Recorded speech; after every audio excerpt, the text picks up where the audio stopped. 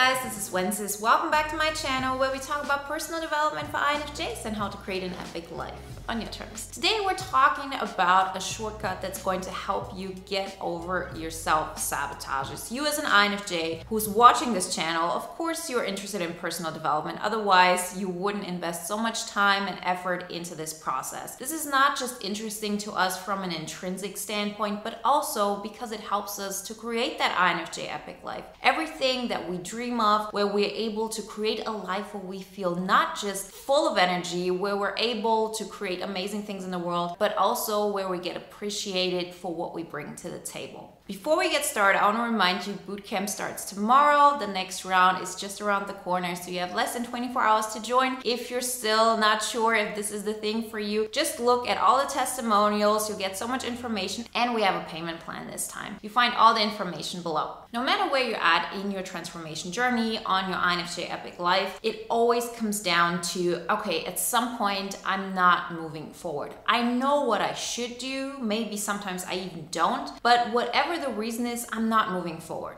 There are different reasons for this, but in the end, it comes down to us not seeing what the next step is. Our mind is cluttered with stories, it's cluttered with worries, with anxiety, with emotions that are not helping us to move forward. We hear very often that thoughts create reality, and this is true on a big scale. But what we don't always talk about is what creates those thoughts, because those thoughts are actually always connected to emotions. No matter what you want to create, even if you go from a place of gratitude, you have to feel it. You can't just say, oh, I'm happy, I'm satisfied, I'm healthy, and internally you feel like that's not true. If you do this, nothing's going to happen. We always have to go from a place of our emotions. We have to feel it. And that's actually one of the benefits of being an INFJ, because we are abstract thinkers. We can understand these concepts quite easily and therefore use them for our transformational journey. Now, how are we going to combine this knowledge?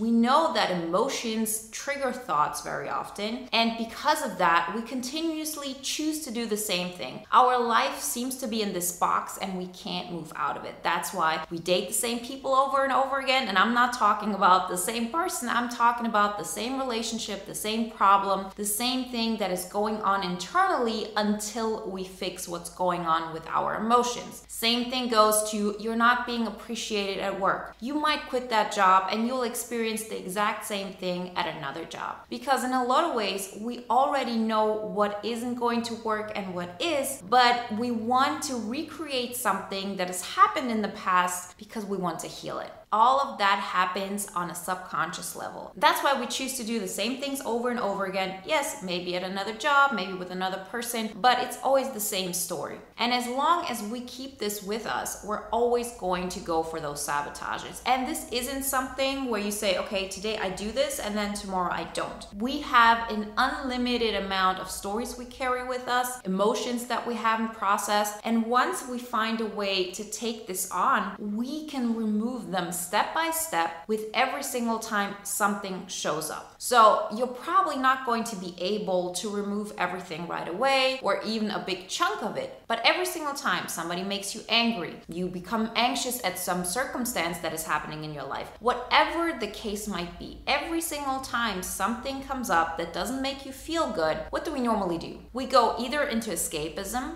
so we turn on the TV, we go to food, we go to whatever it is, or we actually numb ourselves out completely so we don't even become aware of these emotions because they're so painful on a subconscious level. Why are we carrying these emotions? So this, again, what I'm talking about today isn't something that only concerns INFJs, but it is a concept that is a little bit harder to understand for most people. But we as INFJs will have an easier way to take this on. So that's why I believe it's so important for us to understand this, because since it is easier for us, why not use it? Why not take it on? We can make this one of the main things we go to every single day in order to break off sabotages, to remove blocks from our life so we can continuously make new choices which are all rational, which help us to move to the next step. Creating that INFJ epic life won't be that difficult once you see that with every single step you take, you get to create something new, something amazing that you didn't think was possible. Because what is happening is that our emotions are stuck in our current environment. What do I mean by this? I mean, we create our daily habits, we create our daily life. When you wake up, you do the same thing over and over again. So you have an emotional connection to that way of living. That's why you hear very often when psychologists say, okay, somebody had a nervous breakdown or somebody's really depressed, they need a change of scenery because it allows you to create a new emotional atmosphere. So if we're always used to the same kind of emotional atmosphere, it will be that much harder for us to see a new way we could do things, to see a way how we can rearrange our energy, as in what we focus on, what gets us excited, what we're not going to look at anymore. Once you become aware that you do have control over this more and more, a lot of things just fall off from your life, and the energy that you are using to keeping these stories, these negative emotions with you. You know, it can be anxiety, it can be anger. It takes energy to carry this around with you. Once you're able to let go of this, you can use your excess energy to create something new. Very often we don't even know what is possible because our mind is so wrapped around with what is happening right now. You let go of this, your mind naturally knows what is the next thing that's going to make me more excited, which is going to allow me to grow. Your energy naturally goes to what hasn't been cut off yet. The more you cut off negative things, lower emotions, you're naturally going to be attracted to the next best thing that will help you to create your INFJ epic life, which is more and more in alignment with who you want to be. Okay,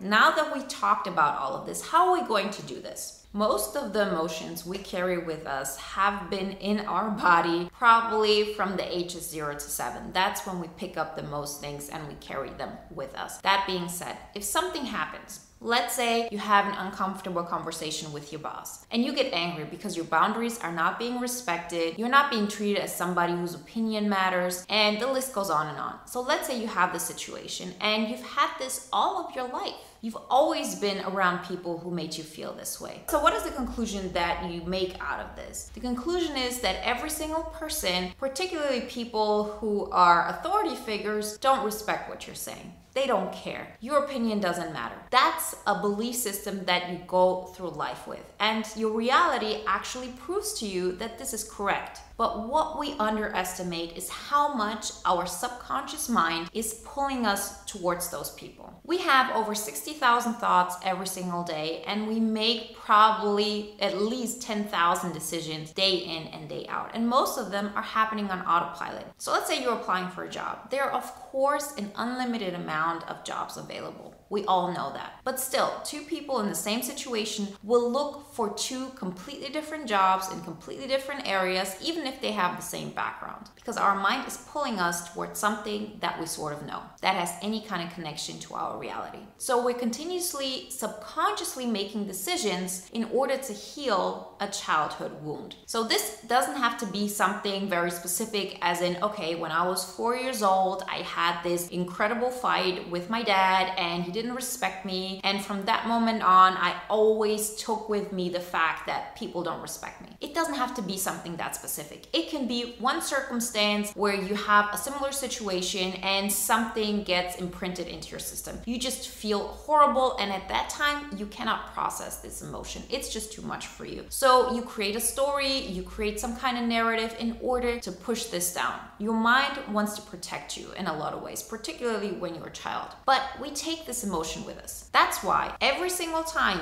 you get into a confrontation with somebody, let's say an authority figure, you will feel it at the same spot in your body. I can guarantee you this. It's not a universal thing that if your boss says something to you and you feel disrespected, you feel that your throat is closing up. It's not universal. Somebody else might feel it in their chest. Somebody else might have a completely different feeling in their throat. It does not matter. These things are very uniquely you. And on top of that, we're the ones who connect an emotion with a thought. So yes, on the surface, it may look like your boss doesn't respect you, therefore I have this emotion, and then I keep on getting even more mad, and it doesn't get any better. This is what it looks like on a conscious level. But what subconsciously is going on is that we say, oh, that's a situation that I could project this emotion on. Maybe now I get to heal it. I've been carrying this around for me for decades since I was a child, and I need to recreate that situation in order to heal it. This is what our mind and our body does. And we as INFJs can take this opportunity to understand this exactly as it is. So next time you have a situation like this, take a step back and ask yourself, okay, where am I feeling this emotion? Let's say you feel it in your throat. You feel it as something that is closing up, and it's an uncomfortable feeling, of course. And at that moment, you stop thinking about your boss. You look and you feel that emotion. You say, oh, this is an uncomfortable emotion. This is an abstract emotion. This is happening in my body. This is a bodily reaction. This is happening to my body right now. I'm feeling it. I don't know how to stop it, but it's definitely happening. Once you become aware of it, as I said, remove the boss. Some people say, okay, you have to think about what this actually was all about. So for example, thinking, oh yeah, maybe there was a situation when I was 7 where I felt kind of similarly, and I was taking this on and I haven't processed this yet. And so I continuously keep on reliving the same kind of trauma, the same kind of sabotage, and it's a self-limiting belief. The belief in that story is, of course, a thought. The belief, of course, is every authority figure that I meet in my life doesn't respect me. And you can't tell yourself from a belief standpoint, oh, I know from now on, all authority figures are going to respect me. They're going to value my opinion. That's just how it's going to be. Because your subconscious is always smarter than that. Your subconscious will always pull you towards people who still believe that you're not to be respected. Because on a subconscious level, you still believe this. And on a subconscious level, you believe this because you're still carrying this emotion with you. Once you're able to remove that emotion from the entire situation, what happens? You make a rational choice because you don't have those emotions that continuously just blur your vision. And the rational thought here is, okay, that person doesn't respect my beliefs because I'm in a system where people believe other things that I believe, where people value other things that I value. So let me look for a position, let me look for a field, let me look for a lifestyle that is more in accordance to who I want to be, to what makes me happy. And guess what? These things exist. This isn't some like fairy tale thing or something that doesn't exist. Like I've had clients who've told me over and over again, well, the fact is no matter where I go, I have to fit in. No matter where I go, I'm not going to be respected. But in their worldview, they only had like those 10 jobs that they could potentially do. When in the end, there are thousands, but they weren't able to look at them because subconsciously they still had this emotion, and every single thing that would make sense for them had to have some kind of connection to this emotion. This happens on a subconscious level. Once you're able to let go of this, you look at the situation from a completely different standpoint. Remember how I said, like, people who have depression, they need to be in a new environment? It allows you to see the world differently. You change within that world. Okay, so once we've cleared that up, what is the next step? We know our emotions, our stuck emotions create a belief. We connect a belief to an emotion, and therefore we keep reliving the same thing over and over again on autopilot. We have to get rid of that emotion. We have to get rid of that thing that we've been carrying with us forever. So every single time you are able to catch yourself getting some kind of emotion that has something to do with shame, anxiety, fear, all of those lower emotions, you can also read all about it in Power versus Force from David R. Hawkins. There's a scale that says these are the things that keep you in negative emotions, that keep you in negative vibrations, that keep you stuck. We need to remove them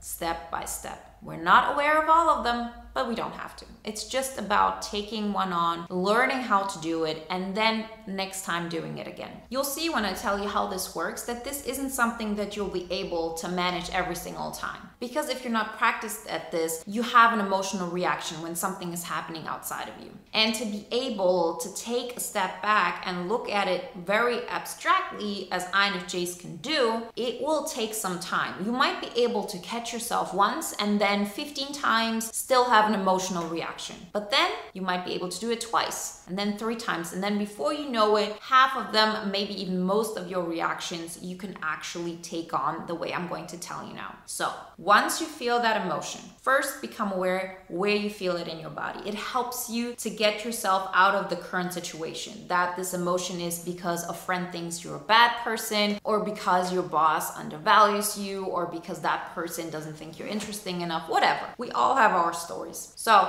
when you become aware of where you feel this emotion in your body, it helps you to first get out of the current circumstance. Then what we want to do is to tune that emotion up. We're not going to suppress it. We're not going to do anything to remove it. I remember one of the last things I was able to overcome was this emotion that I always needed to check how my statistics were doing. If I got that mail that I was waiting for. It was like, okay, I'm waiting for something to happen that will tell me I'm worthy, that will tell me I'm successful. And this is, of course, not the first time, but this particular emotion I hadn't taken care of, because it's not about the thought or the belief that I was attaching to that emotion. It was just that emotion. It was a particular emotion I personally felt in my throat. It was a very uncomfortable feeling, and I hadn't taken care of that. It's very particular. And at that moment, I was able to recognize that this was going on. So what did I do? I said, okay, tune up, please. I'm not going to check for that mail. I'm not going to look at my statistics. I'm not going to do anything that could potentially solve this emotion, because that's what we continuously try to do. Nothing of these things solves these emotions,